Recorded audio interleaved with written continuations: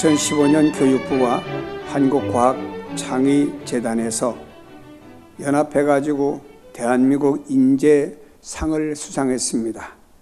그 받은 사람 가운데 하나가 오윤이라고 하는 여자아이인데 17세로 전남 고흥군 녹동고등학교 2학년에 재학 중인 학생이었습니다. 교내에서 영어 동아리 ING를 만들고 소록도에 관광 오는 외국 관광객들을 영어로 안내하는 이런 그룹을 만들어 오양이 수고했습니다. 오양은 소록도에서 태어났습니다.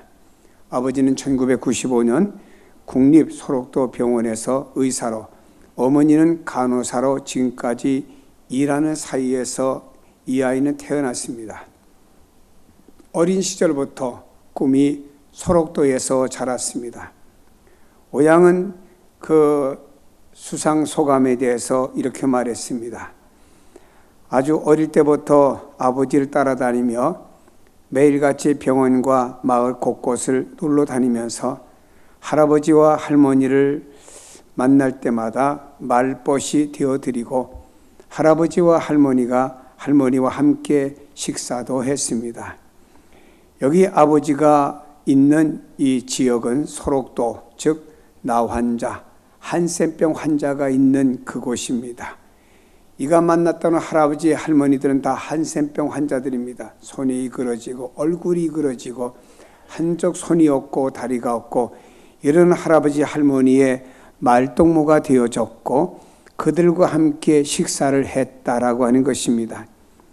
세상 사람들의 시선으로 보면은 접근하기도 힘든 사람들과 더불어서 함께 생활을 해왔다라고 하는 것입니다.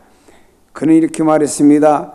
한 번도 동네 할아버지 할머니를 무섭게 느껴본 적이 없습니다. 이유는 아버지께서 늘 하시는 말씀이 한센병 환자는 우리 모두 가족이라고 가르쳤기 때문에 그는 그런 마음에 편견 없이 그들을 다 할아버지 할머니로 이렇게 섬기며 자라왔다고 고백하고 있습니다.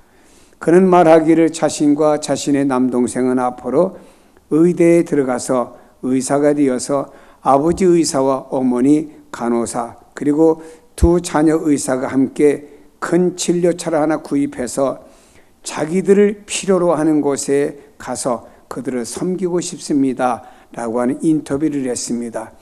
저는 이것을 신문에서 보면서 17살 먹은 이 소녀의 가슴에도 뭔가 분명한 인생의 목적과 인생에 대한 비전이 있구나라고 하는 것을 생각을 해보았습니다. 예수님은 말씀하셨습니다. 인자가 온 것은 하나님이신 예수님, 하나님의 아들 예수님이 육신을 입고 이 땅에 오신 목적이 뭐냐? 그것을 우리에게 말씀하고 있는 것입니다. 고작 예수님 33년 생애로 이 세상을 끝맺으셨습니다. 주님은 공생의 3년 기간 동안에 말씀하시기를 여우도 굴 있지만 인자는 머리 둘 만한 월세방 전세방 한 칸 없다고 주님은 말씀하셨습니다. 사람이 길을 가도 목적이 있는데 예수님께서는 하늘의 영광을 다 버려두시고 왜 이 땅에 오셨습니까? 주님께서 이 땅에 오신 목적을 무엇이라고 우리에게 말씀하고 있습니까?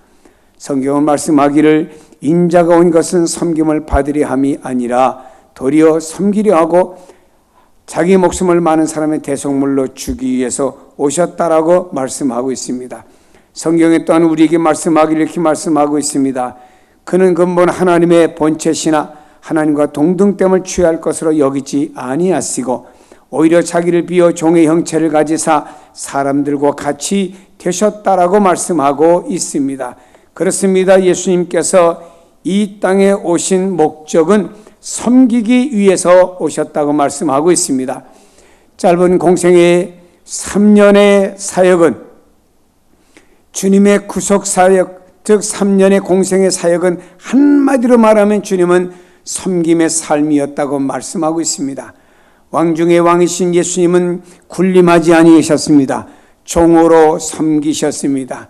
이 땅에서 연말이 되어가면서 정치인들이 여기저기 가서 섬기는 모습을 보게 됩니다. 고아원을 찾습니다. 양로원을 찾습니다. 복지재단을 찾습니다. 어려운 병원을 찾으면서 얼마나 수고 많이 하시느냐고 그들을 격려하고 위로하면서 사진 한 컷도 찍어다가 자기 홍보 자료를 쓰는 이런 쇼맨십의 이런 섬김은 많이 볼 수가 있습니다마는, 예수님께서는 만왕의 왕이신 주님이 이 땅에 오셔서 내가 왕이다, 내가 세상을 만들었다, 내가 너희의 왕이다라고 하면서 군림하며 내 앞에 굴복하라고 말씀하지 아니하고 주님은 종으로 섬겨주셨습니다. 죄인의 친구가 되어주셨습니다. 병든 자의 고침이 되어주셨습니다. 제자들의 발을 씻겨주셨습니다. 굶주린 백성들에게 먹을 걸 주었습니다. 그 당시 사람들 가운데 소외되고 가까이 하지 않고 모든 사람들이 어떻게 보면 멀리하고 싶은 사람까지도 주님은 찾아가 친구가 되어주셨고 위로자가 되어주신 것을 보게 됩니다. 여기에 섬긴다고 하는 말은 돌보다, 부양하다, 돕는다는 말로, 즉 종에게 해당되는 말입니다. 종이라고 하는 사람, 당시에 노예라고 하는 사람들에게는 자유가 없습니다. 주인이 일어서라, 앉으라, 먹으라, 내가 뭐든 하니 수종을 들어라, 자기 전혀 주권, 의지 상관없이 종이 요구하는 대로 움직여지는, 주인이 요구하는 대로 움직여지는 사람이 당시의 노예들이었다고 하는 것을 볼 수 있습니다. 그런데 본문에 소개되는 섬긴다고 하는 이 말씀의 의미는 이렇습니다. 자유인으로서 다른 사람의 영적이며 육적인 유익을 위해서 헌신적으로 일하는 사람을 가리켜 섬긴다라고 말씀하고 있습니다. 그는, 섬기는 사람은 다른 사람들의 필요한 것을 공급해주고 도움이 필요한 사람에게 도움을 줍니다. 그러면 도움을 받은 사람들은 바로 그 도움 받음을 통해서 기쁨과 즐거움을 누리게 됩니다. 그러면 나의 섬김을 통해서 다른 사람에게 기쁨과 그리고 즐거움을 주기 위하여 섬긴다, 이렇게 말씀을 필요할 내용을 볼 수 있습니다. 여러분이 예수님이 이 땅에 오셔서 우리를 위해서 섬겨주심으로 말미암아 우리가 예수 그리스도를 통해서 구원의 기쁨과 감사와 즐거움을 누리며 살아가는 성도들로 삼아주셨습니다. 섬기는 자의 위치는 높거나 겸하는 자일 수는 없습니다. 높은 자리에 있는 사람들은 시중을, 내가 누구를 들지 못하고 시중을 받아야 되기 때문에 이런 사람은요 섬길 수가 없다라고 하는 것입니다. 섬기러 오신 예수님은 왕족과 귀족과 같이 고운 모양도 없고 풍채도 없으신 모습으로 이 땅에 오셔서 자발적으로 모든 믿는 사람들을 섬겨주셨다라고 하는 것입니다. 구약 성경에 보면 사울이라고 하는 사람은 바로 다윗이 전쟁터에서 골리앗을 쓰러뜨렸습니다. 이스라엘의 승리가 되었습니다. 승리의 개가를 부르며 올 때 모든 이스라엘 백성들이 연두에 서가지고 사울과 다윗을 환영하고 있습니다. 근데 벌써 다윗이 골리앗을 쓰러뜨렸다는 소식을 말없이 모든 사람들에게 쭉 퍼져나갔습니다. 사람들은 말합니다. 사울이 죽인 자는 천천히요, 다윗이 죽인 자는 만만이라고 그랬습니다. 그때부터 사울의 머리에는 쥐가 나기 시작했습니다. 왜 다윗이 더 영광을 거두어야 되고 여기 왕인 나는 왜 이렇게 그보다 못한 영광을 거두어야 되느냐 하면서 불편한 마음이 그때부터 일어나게 되었고, 그 불편한 마음이 여러 가지 시험으로 이어지게 된 것을 우리는 볼 수가 있습니다. 그러나 신약에 와서 세례 요한이라고 하는 사람은 예수님보다 6개월 먼저 태어났습니다. 세례 요한이 광야에서 외칠 때 우리가 기다렸던 메시아가 예수님이 아닌가, 400년 동안 구약에 끊기면서 신약과 그 사이에서 세례 요한이 나타나서 외칠 때 많은 사람들이 광야로 나와서 당신이 우리가 기다리는 메시아입니까? 라고 하면서 주님 앞에 세례 요한 앞에 나왔죠. 세례 요한은 말했습니다. 나는 메시아가 아니다. 그리고 또 예수님이 오심으로 말미암아 세례 요한을 따랐던 제자들이 예수님께로 쫙 돌아가게 되었습니다. 그때 세례 요한은 뭐라고 말했습니까? 그는 흥하여야 되겠고 나는 쇠하여야 되리라. 나는 그 예수님 메시아의 신들매도 감당할 수 없다고 하는 자신의 섬김의 위치의 사명과 사역을 우리에게 말씀해 주고 있습니다. 성도 여러분이 우리가 주님 안에 거하고 주님을 믿는다라고 하면은 우리는 섬김의 삶을 살아야 됩니다. 예수님도 하늘 영광을 버려두고 이 땅에 섬기기 위해서 오셨는데 그 주님에 의해서, 주님의 아가페의 사랑에 의해서 거듭나고 하나님의 사랑을 받은 우리들이라고 하면 우리는 이 땅에서 크고 작은 모든 일에 섬김의 삶들이 있어야 됩니다. 여러분, 섬김의 삶이 없는 그리스도인이라고 하는 사람들은 위선의 삶이라고 보아야 될 것입니다. 우리는 주님을 본받아서 이 땅에서 살아가는 삶 속에 주변에 있는 모든 사람들을 하나님이 왜 내 주변에 살게 하셨고 왜 저분들을 만나게 하셨을까라고 하는 사실을 볼 때 하나님이 나로 하여금 저분들을 섬기라고 나를 이 취에 세워주셨구나 하고, 섬김을 받는 사람보다 섬기는 자가 복이 있다고 말씀했고, 그의 모델로 주님께서는 모든 사람을 섬겨준 내용을 통해서 우리는 다시 한번 기억해야 됩니다. 우리 성도들의 삶이 어떠해야 되겠는가 하는 것을 기억하면서 우리는 섬김을 받기보다 섬기는 자리에 있어야 됩니다. 오늘날의 교회 안에서 각종 직분자들이 있습니다. 목사가 있습니다. 전도사가 있습니다. 장로님이 계십니다. 안수집사가 있습니다. 권사님이 계십니다. 많은 사람들이 어떤 직분을 받으면 그 직분과 위치에서 섬김을 받으려고 하는 사람들이 많이 있다라고 하는 것입니다. 그러나 우리에게 주어진 모든 이 직분의 바로 기능이라고 하는 것은 모든 사람을 섬기라고 주신 거예요. 목사라고 하는 사람을 세워진 것은 말씀을 가지고 여러분을 섬기라고 세워주신 것이고, 교회 안에 각종의 모든 직분자는 서로가 서로를 섬기라고 하나님이 세워주신 것입니다. 내가 섬길 때는 불편함이 없고 내가 섬길 때는 자존심이 상하는 것이 없습니다. 그러나 내가 섬김을 받으려고 할 때는 자존심도 상하고 문제도 되는 것이죠. 사랑하는 여러분, 주님을 기억하세요. 한 해가 저물어가면서 우리가 주님을 기억할 것은 주님은 섬김을 받으려고 하지 아니하고 섬기려 오셨다고 말씀을 하고 있습니다. 다시 말씀드립니다. 인자가 온 것은, 예수님이 이 땅에 오신 목적은 섬김을 받으려 함이 아니다. 도리어 섬기려고 이 땅에 오셨다라고 말씀하며 주님의 섬김을 통해서 양들이 더 풍성한 생명을 얻게 하려고 섬기려고 오셨다고 말씀했습니다. 사랑하는 성도 여러분, 우리 주변에 있는 모든 사람들이 우리의 섬김의 대상이라고 하는 것을 기억을 하십시다. 다음에 뭐라고 말씀합니까? 자기 목숨을 많은 사람의 대속물로 주기 위해서 오셨다고 말씀하고 있습니다. 주님의 섬김의 방법은 많은 사람을 자신의 목숨을 대속물로 줌으로 말미암아 섬기기 위해서 오셨다고, 즉 대속물로 오셨다고 말씀하고 있습니다. 대속물이라고 하는 말은 다른 말로 바꾸다고 하는 말입니다. 교환한다는 말이에요. 주님께서는요, 그의 목숨을 우리를 위해 내어주시고 우리의 죽은 목숨을 살려주신 거예요. 디모데전서 2장 6절에 말씀합니다. 그가 모든 사람을 위하여 자기를 대속물로 주셨으니 라고 말씀하고 있습니다. 모든 사람은 우리를 위해서 자기의 목숨을 대속물로 주었다. 바로 자신을 죽임으로 말미암아 우리를 살려주셨다고 하는 말씀이에요. 예수님은 인류를 죄에서 풀어주기 위해서 자신을 대속물로 주심으로 하나님의 뜻을 성취하셨습니다. 대속이란 의미 속에서는요, 죄수를 해방시키고 또 그것을 폐지시키고 감옥에 갇힌 죄수를 석방시키기 위해서는요, 뭔가 돈을 줘야 될 것 아닙니까? 죄수가 감옥에 갇혔다가 나오기 위해서는 주는 돈이 있지 않습니까?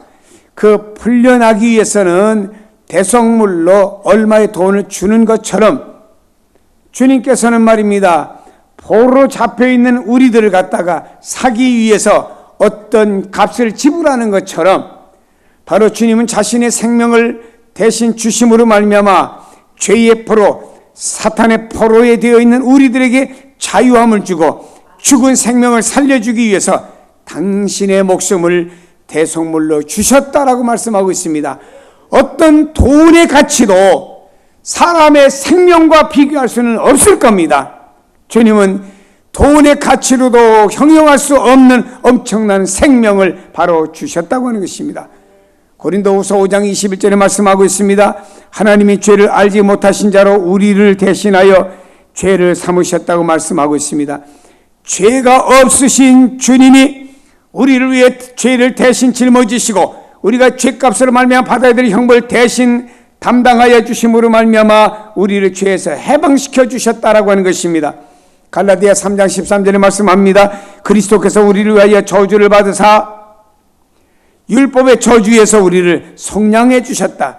율법은 이렇게 저렇게 살아라고 말씀하고 있는데 그 율법대로 살지 못하면 우리는요 저주인데, 주님이 우리를 위해서 대신 저주를 받아주심으로 십자가에서 우리를 저주의 대상에서 속량해 주셨다, 건져 주셨다라고 말씀하고 있습니다. 성찬식 때 떡과 포도주를 나눕니다. 그러면서 예수님의 고난을 생각합니다.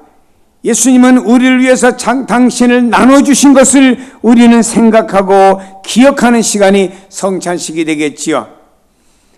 12월이 되니까 나눔의 행사가 많아지는 것을 보게 됩니다. 김장도 나누어주고 연탄도 나누어주고 소외된 자도 나누어주고 정치인도 나누고 기업인도 나누는 수많은 나눔의 행사가 있으면서 우리 사회가 항상 이렇게 훈훈하면 얼마나 좋을까라는 생각을 갖게 됩니다. 신문에 보았더니 페이스북 최고 경영자 마크 저커버그가 31세인데 딸이 태어난 것을 기념하여 자기가 페이스북에 보유하고 있는 지분의 99% 52조를 기부한다는 기사를 보았습니다. 딸 태어난 것이 너무나 고마워서 이 소외 계층 사람들을 위해서 자기 재산의 99%를 내놓고 자기는 1%, 0.1%를 가지고 살겠다고 하는 그의 태도 각오, 얼마나 귀한지 모릅니다. 빌 게이츠 부부는 지난해 26억 5천만 달러를 기부했다고 합니다. 이 부부는 해외에서는 소아마비와 말레이시아 질병 대치 운동을 벌이고요, 미국 내에서는 교육 환경을 개선하는 데 노력하는 부부 아닙니까? 하나님께 내가 복을 받았으니 이 복을 내가 누리는 것이 아니고 나만 누리는 것이 아니고 이 받은 복을 도네이션함으로 말미암아 함께 누리겠다 이 말입니다. 세상을 보세요. 강한 자가 있고 약한 자가 있고 가진 자가 있고 없는 자가 있고 배운 자가 있고 못 배운 자가 있고 상대성입니다. 그러면 뭐라고 생각해야 됩니까? 나는 내가 이만큼 배웠고 이만큼 수고해서 누리고 있기 때문에 당연히 내가 누려야 된다고 생각합니까? 그러나 이 부자들은 그러지 않았습니다. 자기들이 수고해서 얻었지만도 이것을 가리켜 소외되고 어렵고 나보다 못한 사람에서 나눔으로 말미암아 하나님께서 창조하실 때는 부자나 가난한 자나 건강한 자나 약한 자나 있는 자나 없는 자나 모두 균등하게 하나님의 형상으로 지음을 받았기 때문에 나의 섬김을 통해서 이 사람과 모든 사회가 이렇게 평행선을 이루게 하기 위한 방법은 바로 섬김에서 나오는 나눔이라는 방법을 통해서 이루어지는 것이죠. 그래서 이것을 나누는 겁니다. 우리나라의 대그룹은 엄청 어마어마한 재산들이 있습니다. 부모님으로부터 물려받은 재산이죠. 이것을 가지고 형이 더 갖겠다, 동생이 더 갖겠다라고 하면서 법정 소송 들어갔는데 소송 비용이 얼마냐? 우리가 평생 벌어도 감당 못할 어마어마한 소송 비용을 투자하면서 서로 갖겠다가 투쟁을 벌이는 것을 신문지상에서 보면서 사람들이 혀를 차는 모습을 보게 됩니다. 그러나 미국의 이런 부자들은 자기가 누릴 수 있는 권한이 있습니다. 그럼에도 불구하고 자기가 누리지 않고 이 모든 것을 가리켜 이 사회를 섬김을 통해서 바로 나누겠다 이 말입니다. 진정한 섬김은, 나눔이 없는 섬김은 진정한 섬김이 아니에요. 우리는 생각합니다. 거창한 것만 나눠야 나누는 것인 줄로 아는데 아니에요. 마태복음 25장에 보면 거창한 것을 주님이 나누었다고 우리를 인정하는 것이 아닙니다. 그 양의 무리에 쓴 사람에게 주님이 말씀합니다. 고맙다. 내가 굶주렸을 때 먹을 걸 주었고 감옥에 갇혔을 때 면회와 주었고 내가 아플 때 병문안와 주었고 내가 목말라 때 마실 거 주었고 내가 겨울에 추워 덜덜덜 떨 때 내가 외투를 사주었고 고맙다. 우리 삶 속에서 누구나 다 실천할 수 있는 내용들이 성경에 소개된 거예요. 우리가 예수를 믿고 난 다음에 우리가 주님의 사람이라고 하면 그때부터는요, 나를 위한 삶을 사는 것이 아니고 예수의 사랑이 내 속에 왔고 예수님의 대성물을 통해서 내가 구속함을 입고 주님이 나를 섬겨주심으로 내가 오늘 영적으로 자유함이 되고 그리스도인이 되었고 죄사함을 받았다라고 그 다음에 나의 삶은 나도 주님처럼 섬김의 방법이 나눔을 통해서 이루어져야 되겠다고 하면 나누는 삶이 바로 예수 그리스도를 닮은 삶이고 그런 삶을 향해 우리가 나가야 돼요. 이 땅의 기독교의 복음이 말입니다. 점점 갈수록 퇴색되어지고 빛이 꺼져버리고 소금이 맛을 잊어버리고 향기가 새버리고 말았습니다. 그 이유는 복음이 주님이 잘못되어서가 아닙니다. 그를 믿는 우리 그리스도인들이 너무 지나친 욕심과 자신의 아집 속에만 살아갈 줄 알지, 이 사회 속에서 우리가 뭔가 주님처럼, 주님은 자신과 전혀 상관이 없는 사람들입니다. 주님이 태성물로 섬겨준 사람은요 하나님의 원수들입니다. 주님은 하나님의 원수들을 위해 이 땅에 오셨고 원수들을 섬겨주기 위해서 자신을 태성물로 주셨는데 다 나누셨다라는 것입니다. 이 사랑을 느끼는 사람들은 99%의 재산도 사회에서 내놓고 1%도 안 되는 돈 가지고 살겠다고 하는 사람들이 바로 이 사랑이 있기 때문이라고 하는, 이런 그리스도의 사랑에 대한 사회적인 책임이 있기 때문이라고 하는 것입니다. 신문에 보았더니 영국에서 호프라고 하는 아이가 태어났습니다. 이는 어머니 뱃속에 있을 때 임신에서 초음파 검사하니까 뇌가 문해증으로 걸려 있어서 이쯤 되면은 이 아이는요 어머니 뱃속에서 이렇게 죽어야 됩니다. 왜? 태어나도 이 아이는 사람 구실을 못하기 때문에. 그럼 엄마는 이 아이를 태어나도록 끝까지 지켰습니다. 그러다 이 아이가 태어났습니다. 태어난 아이는 74분을 살다가 죽었습니다.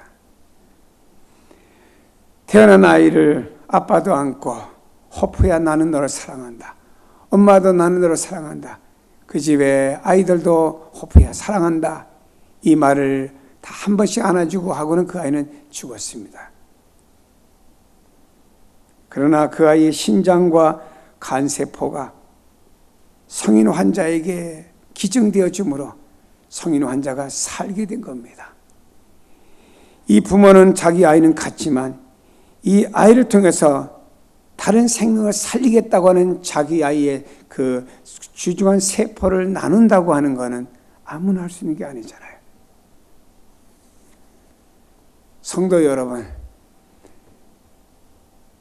왜 이렇게 예수 믿으면서 이기주의가 되고 나, 가족, 그게 복음인가요? 그러라고 주님은 어마어마한 생명을 버려주었습니까? 저는 그건 참된 복음의 삶이 아니라고 생각합니다. 그 사랑이 내 안에 있다고 하면은 우리는 이 사랑을 다른 사람과 이 사회를 위해서 나누어야 됩니다. 우리의 가진 것이 크고 적고 중요한 것이 아니잖아요. 어떤 사람을 위해서 내가 위로할 수도 있잖아요. 건강한 생각을 나눠줄 수도 있잖아요. 건강한 몸을 나눌 수도 있잖아요. 우리 가진 삶에 여유 있는 것들을 좀 나눌 수도 있잖아요. 내가 누구에게 굶주린 사람에게 컵라면 하나 나눴어도 주님은 뭐라고 할까요? 장차 주님 앞에 있을 때 내가 배고파서 내 곁에 갔는데 내가 나에게 컵라면을 주었지 고맙다 이렇게 말씀할까요? 중요한 것은 우리가 나눌 것이 없는 것이 아니고 우리의 의식과 믿음의 삶의 실천이 부족한 것이지 없는 것이 아닙니다. 며칠 전에 또 신문의 전남 영광군 염산면 사무소에 한 통의 전화 걸려왔습니다. 중년 여성이 전화 걸었습니다. 나는 홀로 살고 있습니다. 내가 홀로 고구마를 재배해서 많은 고구마를 수확을 거두고 보니까 이 고구마를 내가 먹을 것은 작은 박스 하나면 되고 나머지는 많습니다. 이걸 가져다가 어려운 이웃을 위해서 나눠주세요. 내가 어디 비닐하우스에다가 이렇게 보관해 놨습니다. 면장과 직원들이 가보았더니 엄청나게 많은 고구마가 있습니다. 그것을 담았더니 20kg씩 담았더니 50상자가 나온 거예요. 이 사람은 넉넉한 삶이 아니었습니다. 자기가 손으로 수고한 대로 먹는 분이었어요. 그러나 자기가 고구마 농사를 짓고 보니 자기가 먹을 건 요 정도면 되고 남잖아요. 남으면 여러분 뭐 하겠습니까? 남는 것까지 여러분 팔아가지고 찜질방도 가고 마사지도 가고 또 파마도 하고 뭘 등등 해야 될 것 아닙니까? 이 사람은 그러지 않았어요. 아, 내가 이 동네에 살고 있는데 이 동네에서 나보다 더 어려운 사람이 있겠지. 내가 일일이 갖다 주면 또 이상하니까 면사무소에서 나눠주면 좋겠지 해서 면사무소에 직원이 다 갖다가 그 지역에서 그 고구마를 어려운 사람들이 다 나눠주면서 그 고마움을 전해주었습니다. 사랑하는 여러분, 내가 농사지어서 누려야 될 것들을 나 홀로 누리지 않고 그분의 의식과 생각이 이웃으로 가니까 내가 이웃에게 무엇을 나눠줘야 될까 생각이 든 것입니다. 여러분 가진 달란트 있어요. 건강 있습니다. 재능이 있습니다. 여러분 삶에 크고 작은 내용들, 좋은 것들 가지고 있는 거 있어요. 여유 있는 사람들이 있습니다. 성탄이 되고 연말이 됩니다. 얘들아, 금년에는 아빠 엄마가 멋있게 한번 보내려고 너희들 선물도 좋은 거 샀고, 그리고 너희들을 위해서 좋은 식당 미리미리 2달 전에 예약했단다. 연말이 되면 식당도 구할 수 없기 때문에 미리 예약했거든. 그날 가서 많은 돈을 지불하고 온 식구들이 외식하며 즐겁게 지나고 왔습니다. 그러나 한 끼 먹고 멋있게 박수치고 좋은 시간을 가졌을는지 몰라도, 나를 위해서 유익할는지 몰라도 하나님 앞에서 볼 땐 이것이 무슨 큰 유익이 될까는 한번 우리가 고민하며 인생 살아야 기독 그리스도인다운 사람들이 아니겠습니까? 저는 아까 소개해드린 참 소록도 나완자촌에서 태어나서 나완자촌에서 자라는 오양, 그는 말입니다. 그런 환경 속에 태어나서 비록 아버지는 의사였지만 그 지역의 삶을 살았을 것 아닙니까? 그런 속에서 그의 생각은 뭐였습니까? 나는 우리 아버지가 맨날 따라다녀 보니까 막 이그러지고 이런 할아버지 할머니들 고쳐준다고 의사로 최선을 다하는데 나도 이 다음에 커서 뭔가 남에게 유익을 주는 삶을 살아야 되겠다. 그 안에서 꼽혔잖아요. 여러분 자녀들이 호화로운 삶 속에서 무엇을 보고 무엇을 배우겠습니까? 부모님들이 섬김과 나눔을 통해서 그 아이들이 그래 나도 이런 삶을 살아야 되겠다라고 하는 것을 배우면 얼마나 좋겠습니까? 그것이 크리스찬들의 가정교육이 아니고 무엇이겠습니까? 우리는 과보하는 게 자녀를 잘 키우는 건 줄 알아요. 과보해서 그 자녀가 훌륭한 인물이 되었다고 가정을 해봅시다. 그러나 그 아이가 사회 속에 들어가서 자기만 생각하고 남을 배려하지 않을 때 이 사회는 어떻게 되겠습니까? 미래의 한국 사회는 더 망가지고 더 이기주의적이고 더 문제가 많아질 것입니다. 사랑하는 여러분이요, 제가 총회에서 많은 일을 맡고 있는데 그 중에 하나는 우리 교단 안에서 미자립교회와 농어촌교회가 자립을 못합니다. 제가 지난 주일에는 의성에 가서 경중노회 장로님들 연합체로 모여서 금년 한 해를 보내면서 연합집회에서 제가 가서 설교하고 왔는데요. 노회장 목사님이 오셔서 경중노회 산하의 교회가 84개 교회라고 합니다. 84개 교회인데 그 중에서 주일학교가 있는 교회는 24교회이고 60교회는 아예 유치부서부터 유초등부 아이들이 하나도 없답니다. 이게 농촌교회 현실이라고 말하더라고요. 과거에는 농촌 지역이 60대라는데 요즘은 70대 이상입니다. 그래서 젊은 사람들이 없어가지고 목사님들이 거기서 통장도 하고 반장도 하고 그러세요. 젊은 사람들이 없으니까. 이런 그 농어촌 미자립교를 섬기라고 총회가 교회 자립위원회를 만들어 놨어요. 지난 주간에 교회 자립위원회에 속한 모든 목사님들 모여가지고 장로들과 함께 회의를 하는 중에 어떤 목사님 한 분이 총회장도 같이 참석을 했는데 저희 교회가 어려운 개척교회와 농어촌 교회를 돕기 위해서 헌금한 걸 가지고 왔습니다. 이것을 귀하게 써주시길 바랍니다 하고 내놓더라고. 그래서 제가 얼마인가 봤더니 10억입니다. 그 교회는 물론 대형 교회지만 이 어렵고 힘든 이 교회를 섬기며 나누겠다라고 하는 삶입니다. 교회는 나눔이 있어야 되고 성도들은 나눔이 있어야 되고 이것이 그리스도를 닮은 것이고 주님이 우리를 위해서 당신의 모든 것을 나눠주셨습니다. 몸을 주셨고요, 피를 주셨습니다. 그 희생의 대가를 통해서 우리가 크리스찬이 되었다라고 하면은 우리는 어떻게 됩니까? 나누는 것은요, 나누면 커져요. 나누지 않으면 썩습니다. 고인물은 썩지요. 성경에는요, 받는 자보다 주는 자가 복이 있다고 그랬습니다. 이스라엘 가면은요, 큰 호수가 두 개가 있습니다. 갈릴리 호수가 있고 사해 호수가 있습니다. 사해 호수는요, 염도가 얼마나 짠지 일반 바다보다 7배가 짜기 때문에 우리가 두 다리를 들고 두 팔을 들어도 물에 가라앉지 않고 동동 뜨리만큼 그렇게 엄청 짭니다. 아무런 생물이 살지 못합니다. 죽은 바다입니다. 그런데 그 위로 거슬러 올라가면은 사해 호수가 있습니다. 헬몬산에서 눈이 녹아서 쭉 내려오면서 사해 호수를 만들었습니다. 사해 호수 안에는 각종 고기들이 많이 있고 생물들이 살고 있습니다. 이 호수는요, 요단강을 통해서 물을 사해바다로 계속 흘려보냅니다. 그런데 사해바다는 그 물을 밖으로 내보내지 않고 다 모아가지고 계속 햇빛에 말려가지고 염도만 점점 더 짜게 만들어가고 있는 바다가 되는 거예요. 베풀고 주는 바다는요, 생명력이 있습니다.